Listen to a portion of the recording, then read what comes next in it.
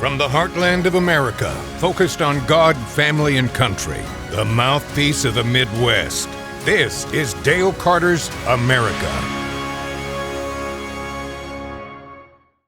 Greetings, my friends. It's another episode of Dale Carter's America. We have a very special guest coming up, Olympic gymnast Terin Humphrey.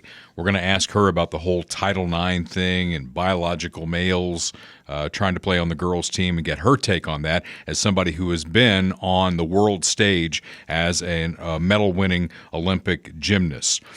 We have lots of ways that you can get with Dale Carter's America. You can follow us anywhere you get podcasts, Facebook, YouTube, Rumble, and Kurt, we really want folks to, Kurt Wheeler's with me as always, we want people to subscribe so that when we put a new episode out, they don't have to go looking for it, it just populates, right? Yeah, of course. And, you know, we've been getting, I posted something on our Facebook page yesterday. I saw that.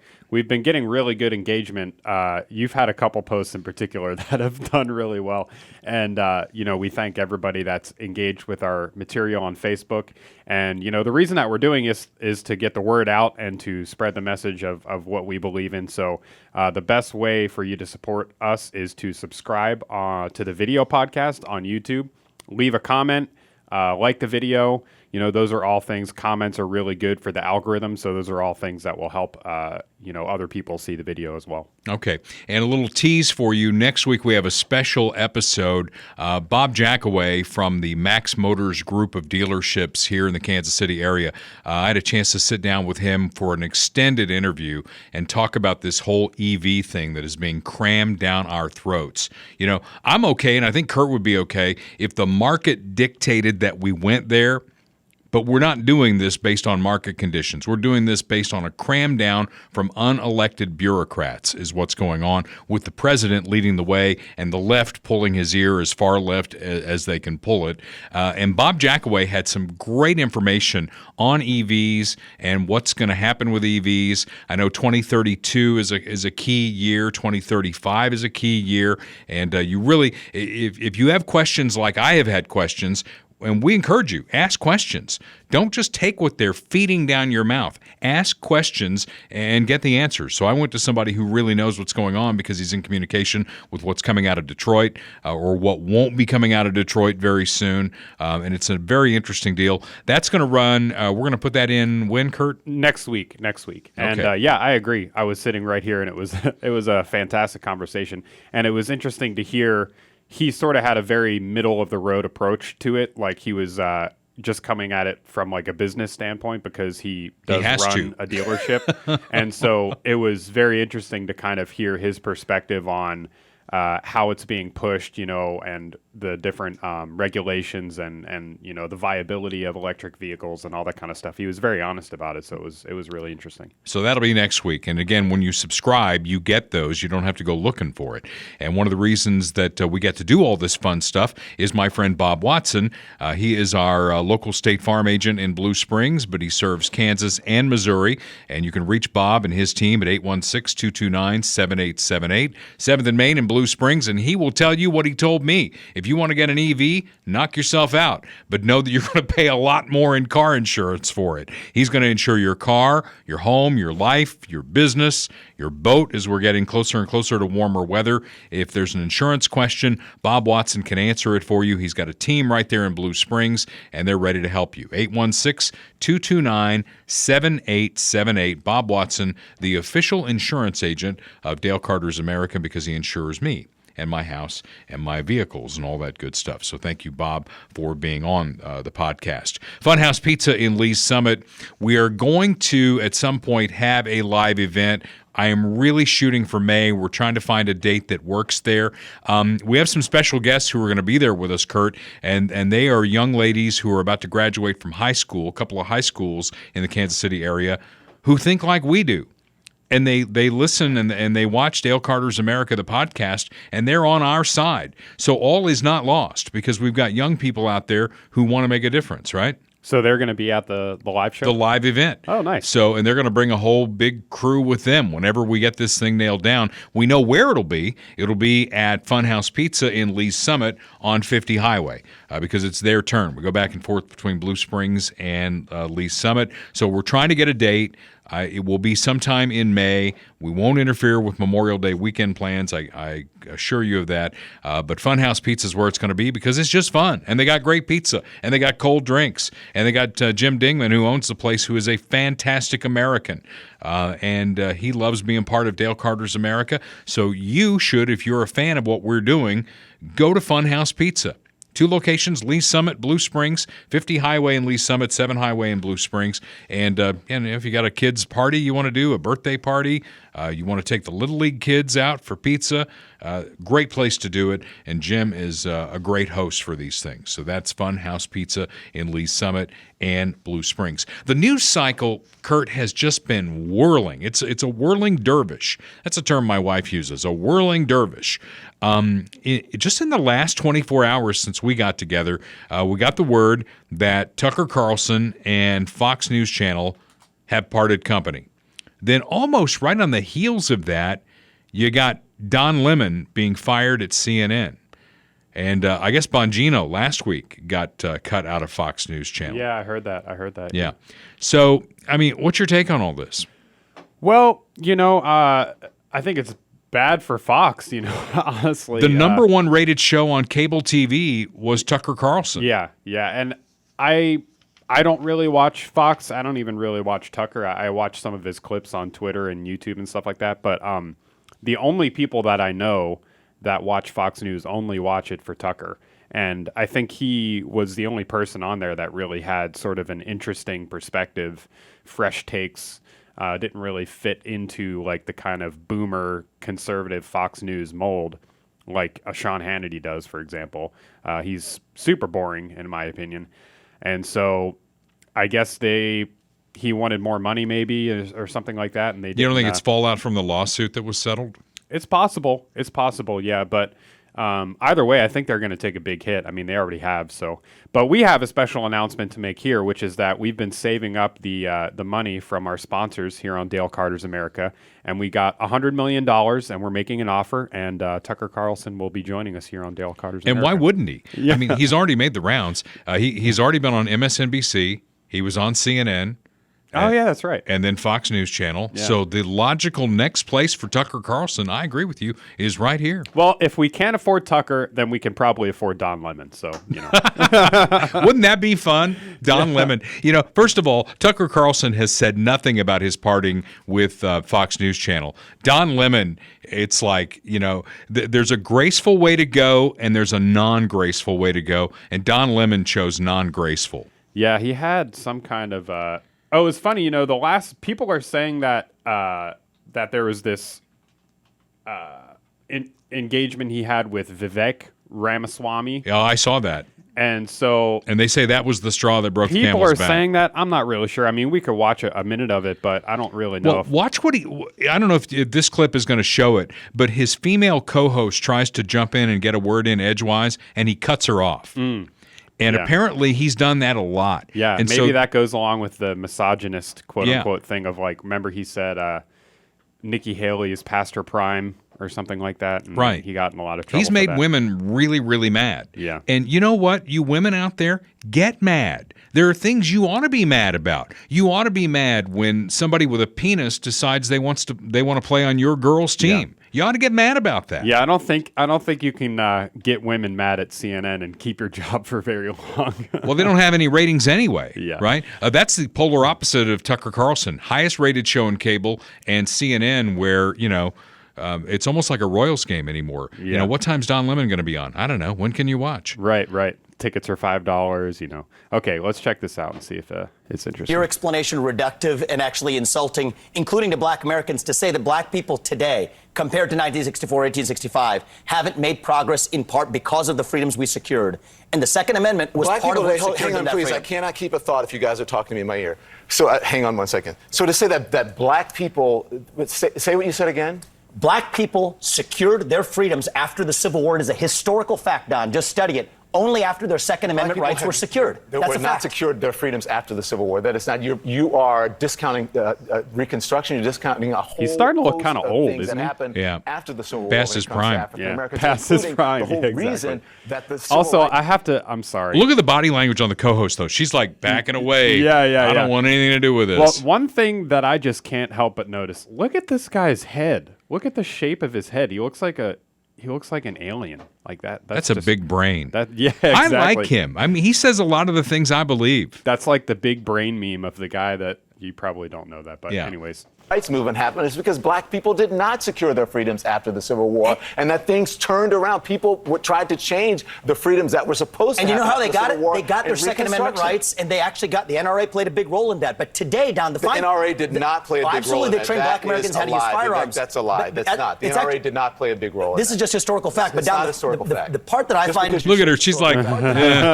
where could I when you be? say today black Americans don't have those rights. Women after don't we have a gone voice through on the civil rights CNN. revolution Is in this that country. you are sitting here telling an African American about the rights and what you find insulting about the No, the way come on. I live, the skin I live in every day. Here's where you and I Don have a Lemon's different as point. black as I am, let's be honest.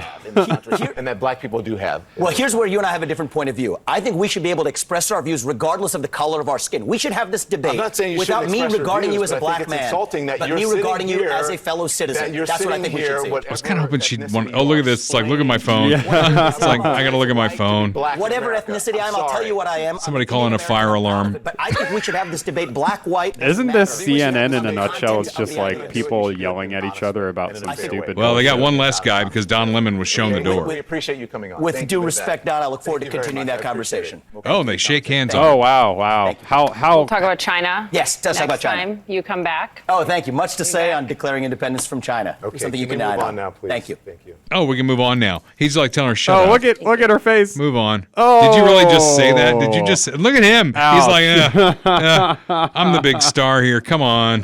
Come on. We can move on. I'm done yelling at him. We can move on. now. Well, a lot of stuff going on in the news, and we're covering it here on Dale Carter's America. Up next, we have a very special guest, dear friend of mine. I've known her for a very long time. She is Olympic gymnast Terin Humphrey. Special guest on the Dale Carter's America podcast. We welcome in Olympic gymnast Terin Humphrey, who has been a dear friend of mine for a very long time. Terin, welcome to Dale Carter's America. Yeah, thanks for having me. I'm excited to be here. Well, and you've got your own podcast, which we're going to be talking about here a little bit. And you have a very interesting background. Why don't you walk us through it a little bit? Because you went from, gymnast on the Olympic stage to lots of other extensions of your life. Take me back. Tell me how it all started. Oh my gosh, where to begin? So gymnastics. You don't have to go has back been to a big- birth. Oh, Lordy. So yeah, gymnastics has been a big part of my life. I started when I was the age of 2 at the mommy and taught classes. I became an elite level gymnast at age 12, and then I went to the Olympics at age 18. I went to the University of Alabama. I was a 2-time NCAA champion, 11-time All-American. I did American Ninja Warrior. I was a police officer for 4.5 years. I did massage therapy, but ultimately I came back to gymnastics.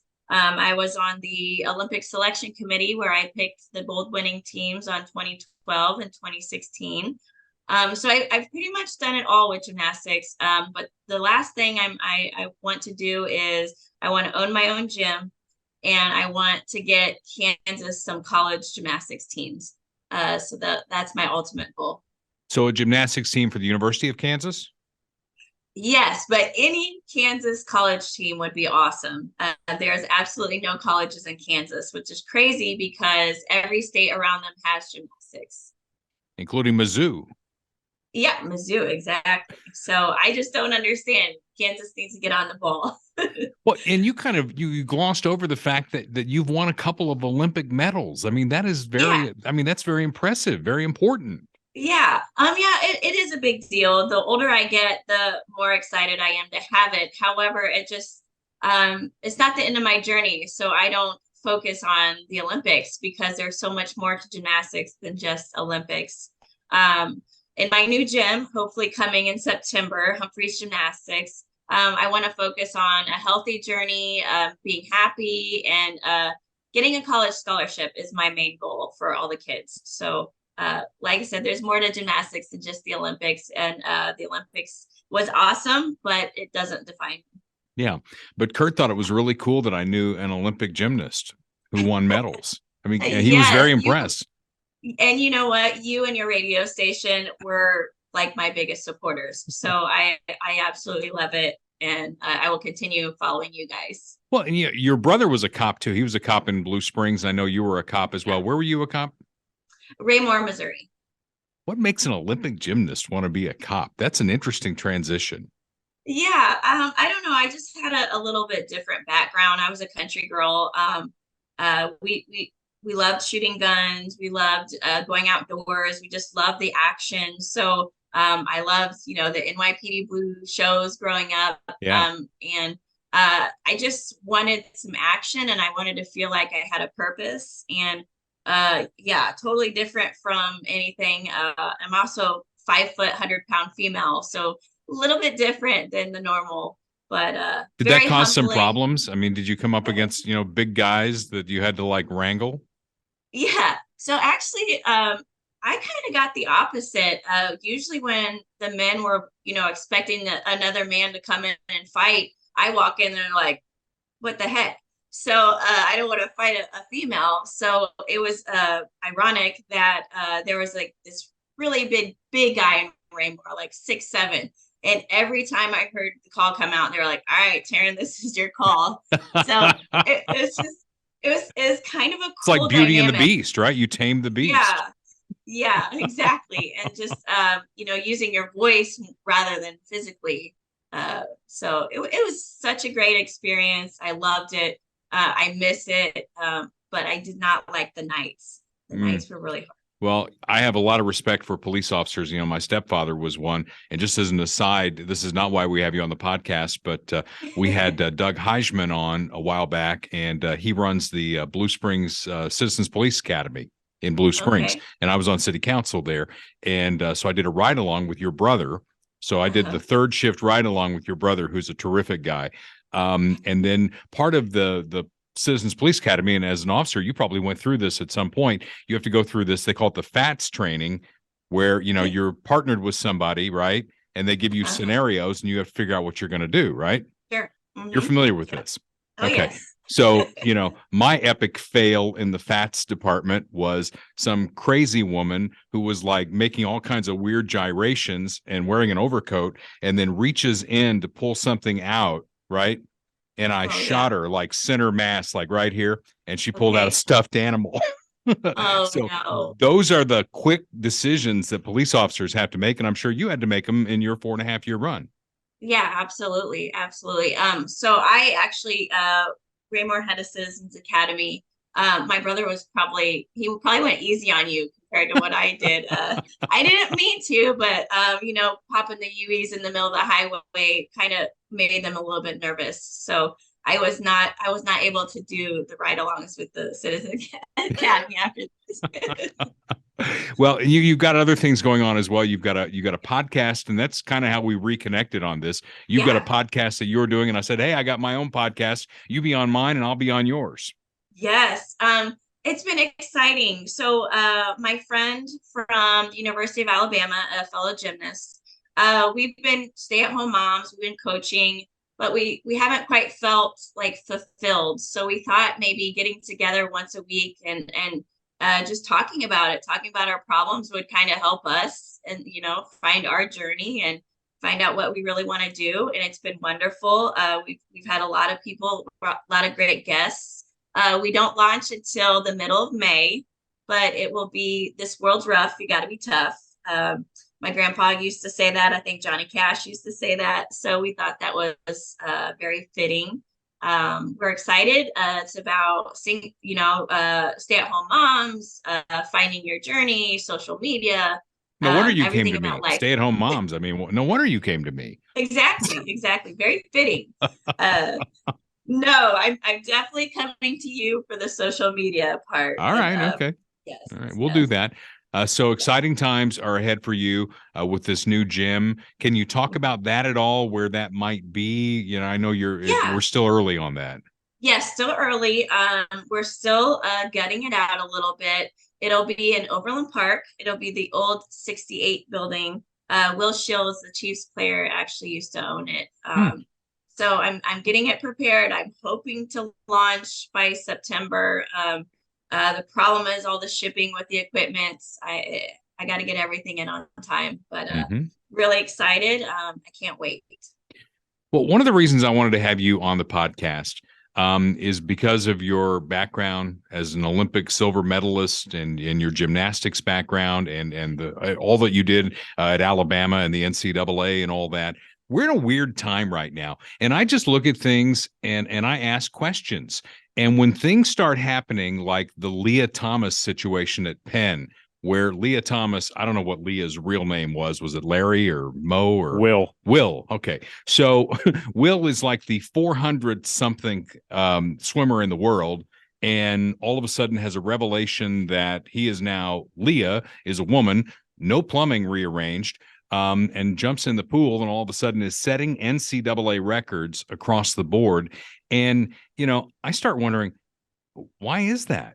I mean, this is a biological male and there's a fairness issue. And as we dig deeper into it, Title IX was established so that girls and women could have, a fair level of competition.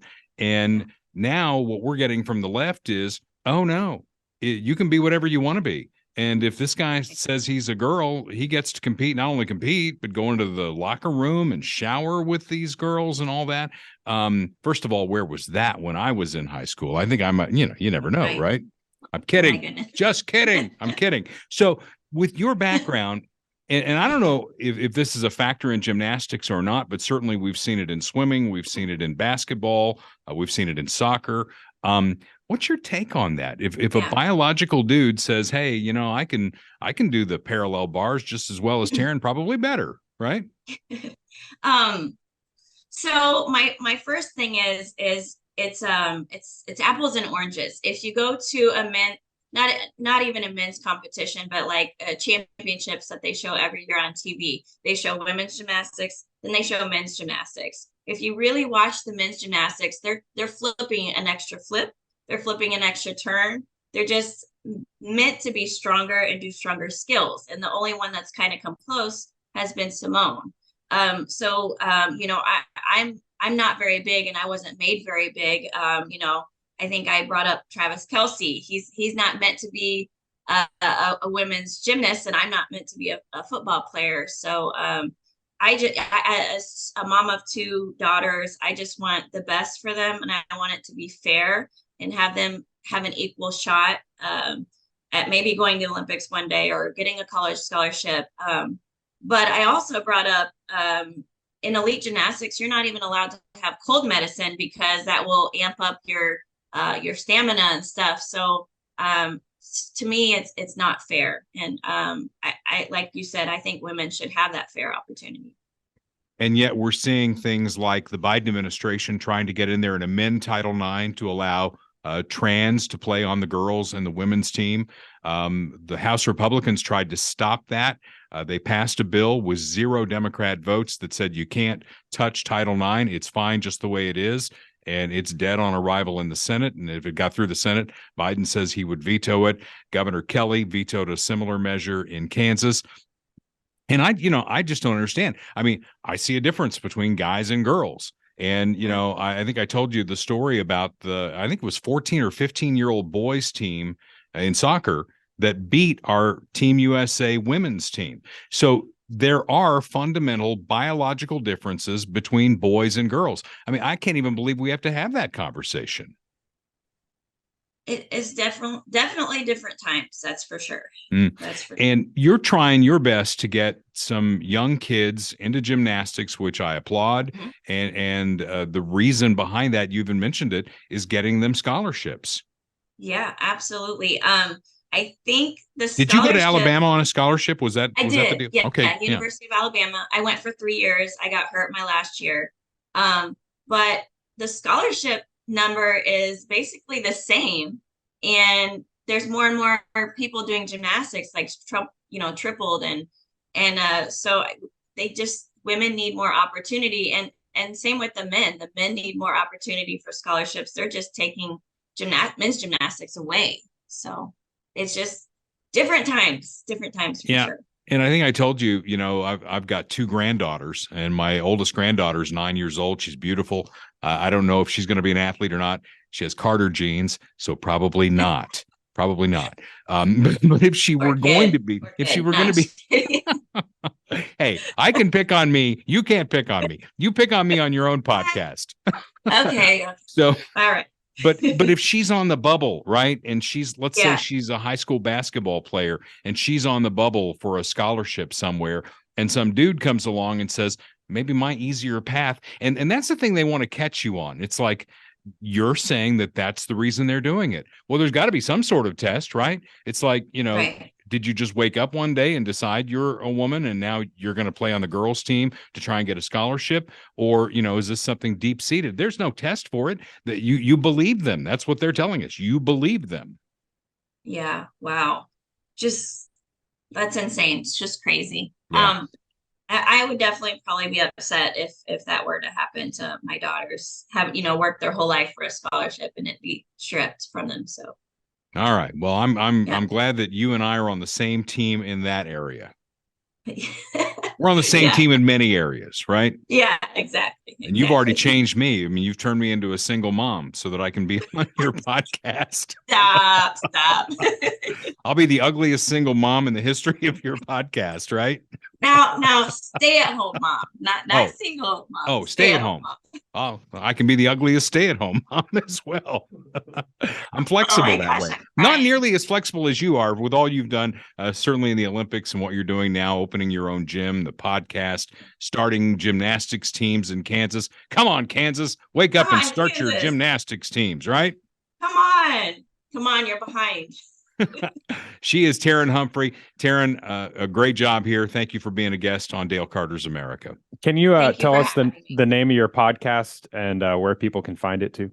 Yeah. So we're going to launch, I believe, May 16th. It's going to be called This World's Rough. You got to be tough.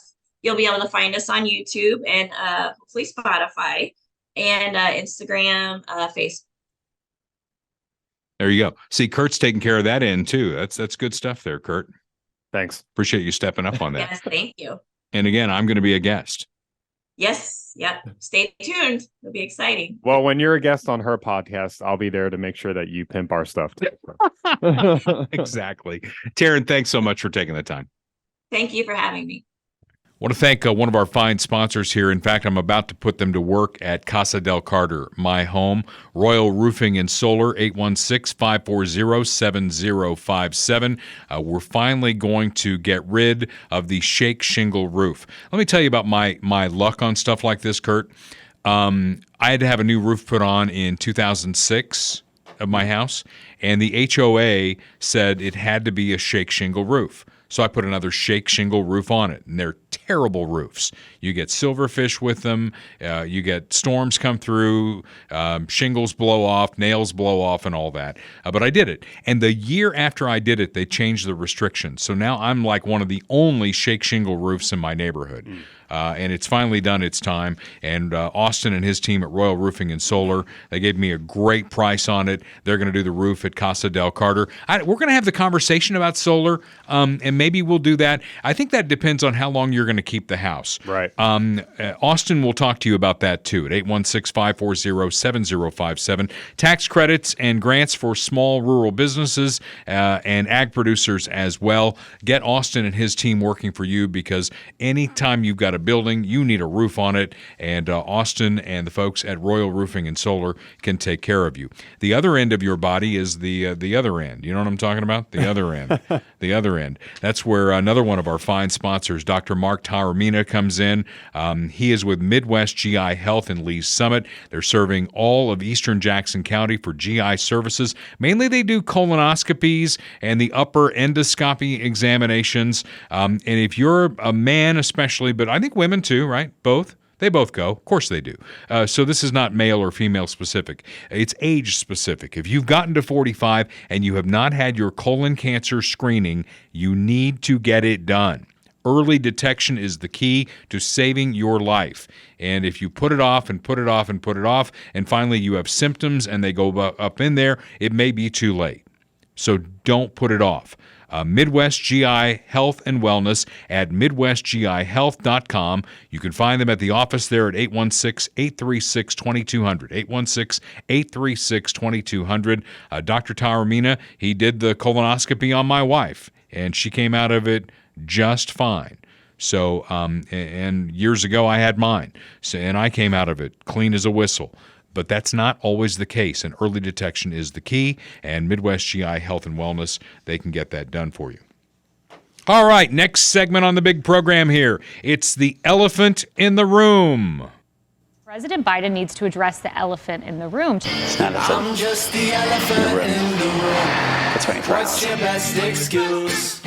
I'm just the elephant in the room. I'm addressing the white elephant in the room. Are we going to talk about this? Nope. We are still talking about the shooting of black teenager Ralph Yarl by that old white guy, Andrew Lester. And maybe it's fading because the news cycle goes so fast, and, the kid is going to be fine. That's the best news of all, I think. Okay. And if you don't know the story, you've been living under a rock. The kid goes to pick up his brothers. He goes because it was, I think, the street names, a lot of them in Kansas City, it's the same street name, but it might be Lane or Circle or Street or Avenue, and he went to the wrong one. And that's about all I know, other than he got shot twice by this Andrew Lester. I've heard stories like he yanked on the door. There are other stories that he rang a doorbell. But the rush to judgment has just been palpable on this thing. Rush to judgment. Political and civil rights leaders in our town in Kansas City, no need for an investigation or a trial. This Andrew Lester guy, 100% hate crime. He was basically sitting there in his home, Kurt, 80-something-year-old man, sitting in his home, probably had the gun in his lap, and he was waiting for a black kid to come to his door so he could shoot him. Yeah, well, that's the assumption. That's what they want you to ridiculous. believe. Yeah, it's ridiculous. And, this one did get some attention, but there was another shooting that happened.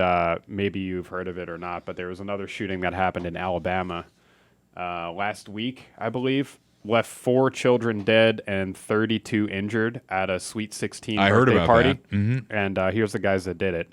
So, well, that doesn't fit the narrative. Yeah, I wonder so you why. need to get that out of there right away. Wonder why that is not in the news still. Before we get to some of the other stories out there and the coverage that they are or are not getting, let's talk about Andrew Lester for a second. Because Andrew Lester is being vilified as the guy who did this. He obviously did it, right?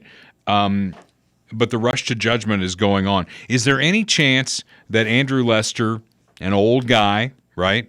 I don't know if you know this about Andrew Lester, but he had just put his wife of like 60 years in a nursing home.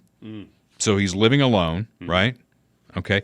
Any chance that he was living at home and scared, and when this happened, he reacted in a certain way? Yeah, I mean, it's not an excuse to shoot somebody if it's not justified. All. And I'm not saying that. All I'm saying is we cannot turn this into something that it's not. Right. You cannot turn this into an old white guy who hates black people, can't wait for a kid like this to come to his door so he can shoot him. Well, the problem is that in the media, the first assumption that everyone always makes, if it's a black victim and a white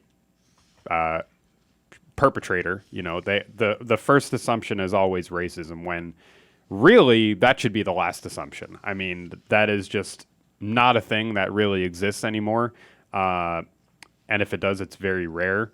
So there's no evidence of that, right? There's no evidence that this guy was just super racist and wanted to shoot a black kid. And if he is super racist, it's like, you live in the wrong neighborhood, bro. You live in Kansas City, Kansas. I mean, you're surrounded by black people. Well, he's in the Northland. He's not in Kansas City, Kansas. Oh, I thought it was in. Never mind. No. I got that wrong. But still, I mean, Kansas City is a very high percentage black population, pretty much regardless of where you're at, unless you're way out in Johnson County or out in Grain Valley or something like that. Right. But and so yeah, I mean, there's so many other explanations that are much simpler for this, but people don't want to believe that because they have this narrative set in their mind. They want it to be true so bad. It's almost like they celebrate it. It's almost like when something like this happens, the media is like, oh yeah, we got one. We got one. We got a bad white guy, and now we're going to take advantage of this. And they're like standing on, thankfully not the grave of this kid because he's fine, but if the kid died, they'd be even happier because they would have even more to go off of. They would have even more of a springboard for their shitty narrative. And they would run with it. It's not just the media though, it's the politicians too. Yeah. You think that somewhere in the mayor's office or in the White House they didn't go, oh, goody gumdrops. Yeah. Let's get this kid to the White House. Let's celebrate him and let's vilify this guy over here. I mean, Quentin Lucas, first of all, you have to know this. He's running for re-election to mayor of Kansas City, but his ambitions are tremendous. He wants to be the next president of the United States. There's no question in my mind. He sees Pete Buttigieg, who got to be transportation secretary for running a shithole like South Bend, Indiana, right? Yeah. He's transportation secretary. They barely have an airport. They got like stuff, potholes everywhere. So Quentin Lucas is like, hey, man, I run Kansas City, and I look really good. I'm the next Barack Obama. Yeah. And when shit like this happens, he's like to the front of the pack. Literally at the front of the pack. As you can see from this video, they had a walkout at the school that Ralph goes to. And this video is kind of grainy, but there he is right there. The mayor with the kids at the school, and I'm sure, he's not there to just, wave and smile. He's there telling all these kids, how everything's racist and how they're going to make change and how, all of this. And he's making a campaign out of it, basically. Yeah. Well, and Biden is using the White House in a very similar way because Ralph Yarl's whole family has been invited to the White House. He's got a GoFundMe page. Again, the kid was injured. He was wounded. Not life-threatening. I could have been. I mean, I'm glad he wasn't. I'm glad he's going to be fine. But the GoFundMe page, last time I looked, Kurt, was $3.5 million. Yeah. What the hell are they going to do with that money? $3.4 million. Yeah, what are they going to do with that money? Buy a lot of shit. Yeah. Yeah, they'll have plenty of spending money. And the three legislators who basically created an insurrection in the Tennessee State House, right? Two of them were voted out for what they were up to. One of them barely stayed in. Biden's going to have all three of them to the White House to celebrate them. Yep. And really, what different did they do from what happened on January 6th? Well, they already went. Here's the picture or the video. Yeah. Let's check it out. See what kind of... I know they're going to be really excited, but I'm going to ask the press to leave. Thank you. Mr. President, why do you want So I get... Look at this guy. This is my favorite guy right here, the MLK wannabe. He's like, I'm in the White House, man. Like, I never thought I'd be here. All I had to do is complain about racism, and I got invited to the White House. Do something that gets me voted out of the Tennessee legislature by my colleagues, and then I can be in the White House because I fit the narrative. Did we talk about the juxtaposition of the videos of him talking last week? Oh, okay. Let me pull that up real quick. But yeah, you had something else you were going to say, I think. Well, I don't see the woman. There were three of them, I guess, because she didn't get voted out. She didn't get to go to the White House. Well, also she's white. So. Well, okay, there is that. And then the other thing, talking about Tennessee, Joe Biden never called the victims of that school that was shot up by that trans individual. Never called. Yeah. Those families don't get to go to the White House because it's the wrong narrative. Two Texas cheerleaders shot trying to get into the wrong car. Wrong narrative. Road rage shooter kills a man, then flees the police. He was black. The victim was white. Wrong narrative. Daily stories about black-on-black crime in Kansas City. Where is Quentin Lucas on that? Where is Emmanuel Cleaver on that? Where are the marches for those people? Yeah, and Kamala Harris went down to Nashville to support the Tennessee Three, and she went to support, the whole trans movement and speak out against, trans hate or whatever they're talking about now. But she didn't go to visit the victims of the shooting. So. No, and they were basically calling the trans shooter one of the victims. Yeah. which I just cannot get my head around that. Yeah. Okay. So that's what's going on here. Biden administration and by extension Quentin Lucas and his team are looking for the right stories to advance their narrative. The more stirred up and divided we can be, the better for them. And this is the president who stood on the Capitol steps when he was inaugurated and said, "I'm going to bring this country together again." Where is the evidence that Joe Biden has done anything to make it better or bring us together? I finally found the video. I know we kind of moved past it, but Yeah. here you go. Justin J. Pearson, and I'm running for president of BSG. There are a few reasons that we're running this campaign this year. One has to do with representation. How can we represent all voices in a conversation? I This is want the to do same this guy. by partnering with organizations from the Bowdoin Democrats to the Bowdoin Republicans. I want to bring together different voices, dissenting voices, voices that may be more liberal or more conservative, in order that we can reach a point of sort of the radical middle. Seemed like the NRA and gun lobbyists might win. But oh, that was good news for us. Wow. Yeah, he's really laying it on thick. In the state of Tennessee might last. Well, his hair But grew. oh, we have good news, folks. We've got good news that Sunday always comes. Justin J. Pearson. Man, that's the same guy? It's the same guy, yeah. Yep. Okay. Yeah, it's like, you get in the spotlight and it changes you. I mean, I don't, and that's a human thing. I mean, it's not just because, he's playing into the racial narrative. Obviously, that has a big part of it, but it's just, it's human. It's human that when you get attention, you want to act a certain way. You want to, act the way that you think people want you to further that attention and further that spotlight. So he's certainly doing that. We had a story in Blue Springs, and I'm not going to give you any names here, but this is kind of the way that politicians think about things. Okay, we had a situation where a teenager wrote a suicide note that we didn't know about at first, but wrote a suicide note. Called the police and said there was a burglary in the neighborhood. And then when the police showed up, this teenager who was suicidal attacked the officers with a knife and was shot and killed. And then we found the suicide note that this teenager was going to commit suicide by cop. And the first reaction out of City Hall, please, God, don't let this kid be black. Yeah. Because had that kid been black and shot by the police, even with a suicide note, can you imagine the carnage that would have followed? So he wasn't. No, white kid. And does anybody remember his name? No, does anybody care? Not at all. Yeah. Not at all. It just went away, just like many of these other stories I'm telling you about that do not fit the narrative. I mean, it's kind of what I talked about last week a little bit. Like, maybe we should be caring more about that, because it's not just that the racial narrative of black victimhood is being elevated. It's that anything that harms white people is being depressed, and we showed the example of the people getting beat up in Chicago.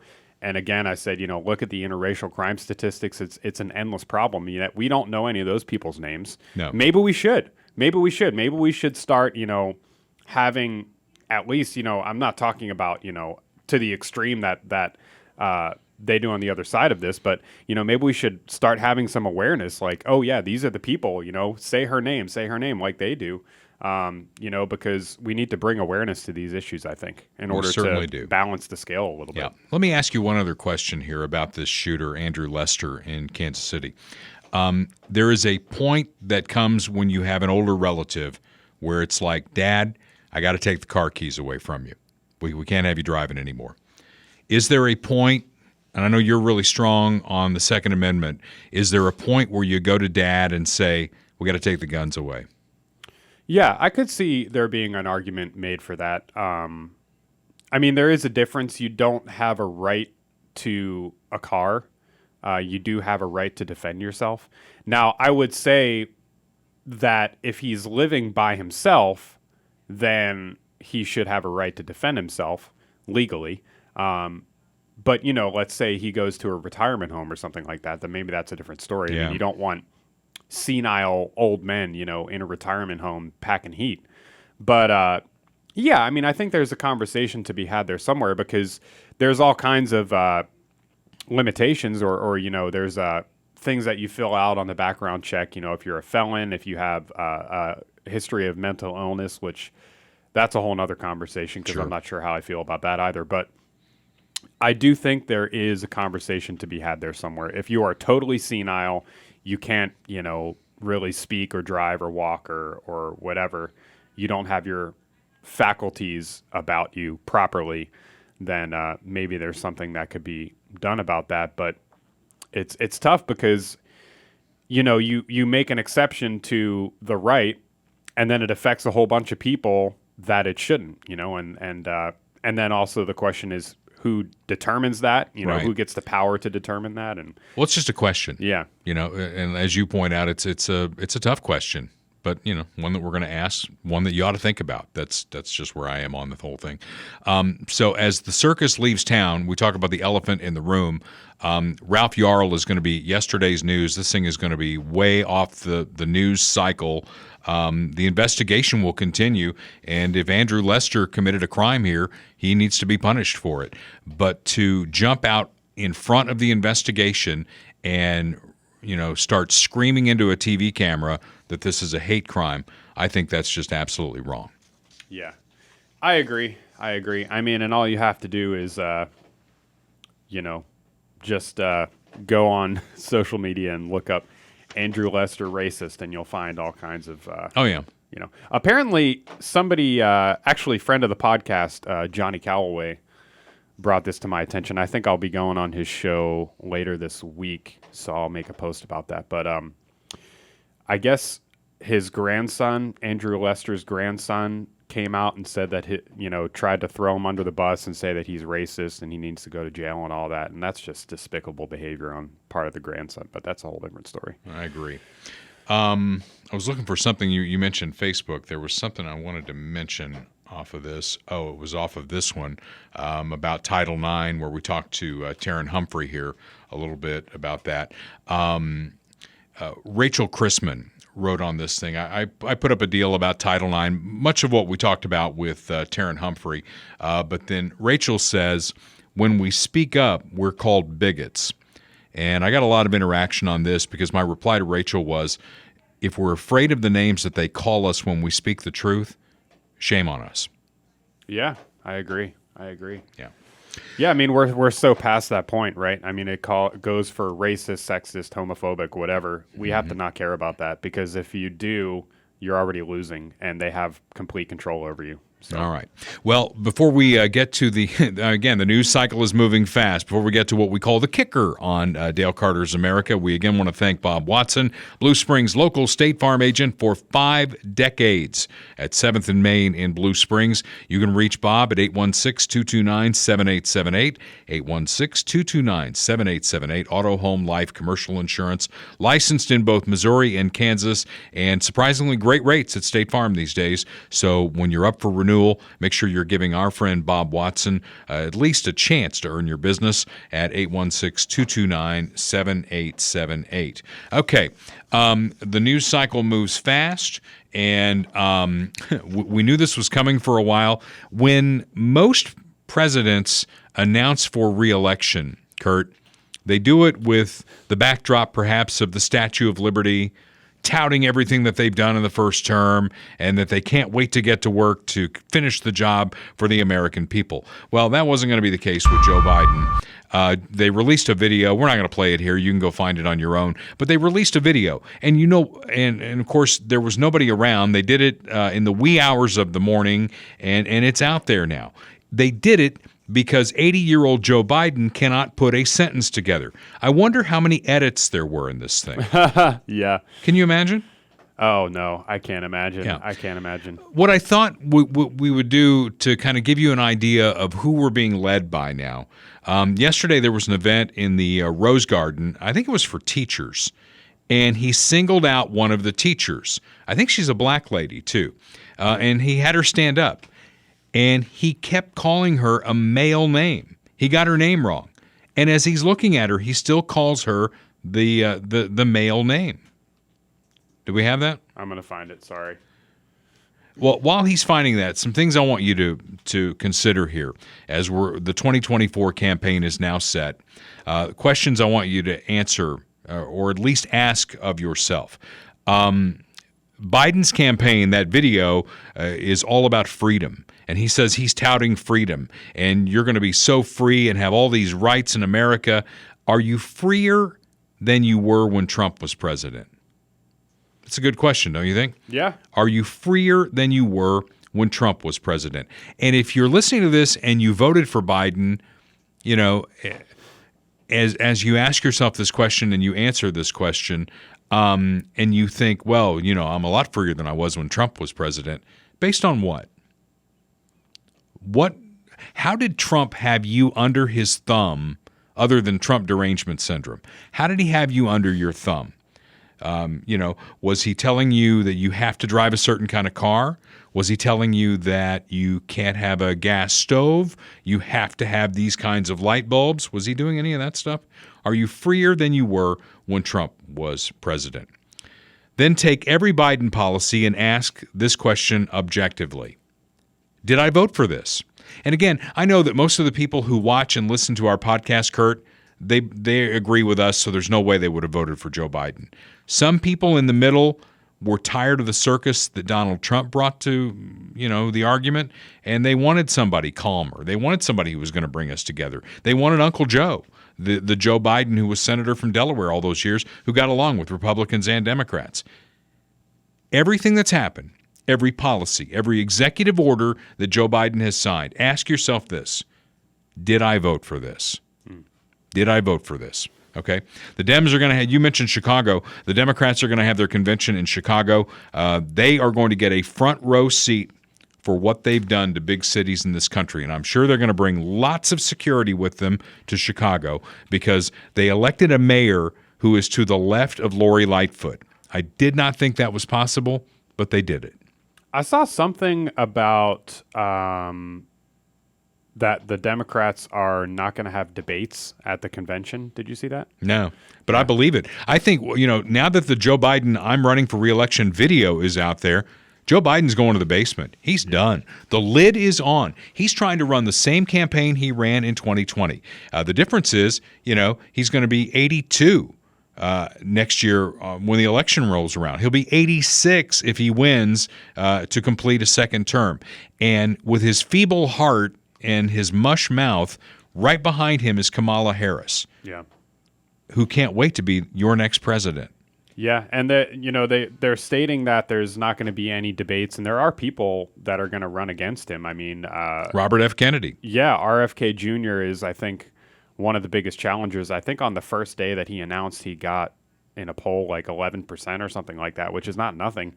And, you know, I think he can really build up a lot of support. There's even kind of cross-party support for him. There's a lot of conservatives and Republicans that like him because he's been critical of the vaccines. He's been critical about a lot of government policy, the Fed, and things like that. Yeah. So, he's got some potential. Something for sure. else that got lost in the news cycle yesterday between Tucker Carlson and Don Lemon was Susan Rice leaving the White House. And there is some speculation that she might run, that she wants to be president. So who knows what's going to happen. Did you find the video, though? I did. Okay, let's roll this. This is Joe Biden in the Rose Garden yesterday. Thank you for the members of Congress who are here today, including two outstanding educating Congresswomen, Jonah, and by the way, Jonah Hayes is, Jonah, where are you? It's There you Johanna. are, Jonah, right in front of me. Stand up, Jonah. Stand up, Jonah. Stand up, Chuck. The teacher happens to be the 2016 One-person National claps. Teacher of the Year. Are they going to show her? There she is. Does she look like a Jonah? Thank you for the members of Congress who are here today, including Yeah. Oh, I thought you might want to play it again. I mean, I don't know. Yeah. It's a podcast. There are no rules. Yeah. So there you go. That is your president of the United States who is asking for another 4 years. Another 4 years. Please, Republicans, learn the lessons here. Fine. You know, and I know you like Trump, and, you know, I like what Trump did, but the contrast, if you find a 50-something governor of a state who's actually run something. Joe Biden's first executive level experience was president of the United States. How's he done in 3 years? Find a 50-something who's actually run a state who will come in and implement conservative ideals, who will take us back to where we were when things were going very well when Donald Trump was president. I don't know. Maybe it is Trump, if he can find time outside of a courtroom to, get on the campaign trail.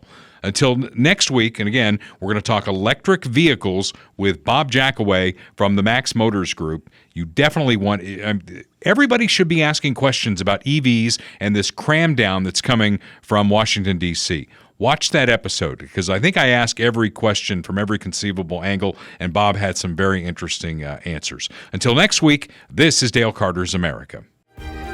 The views expressed on Dale Carter's America are Dale's and Kurt Wheeler's. They do not necessarily reflect the views of KFKF or Steel City Media. Comments can be sent to dalecartersamerica@gmail.com. Check back for weekly episodes. Subscribe, spread the word, and give us a 5-star review. Thanks for being a part of Dale Carter's America.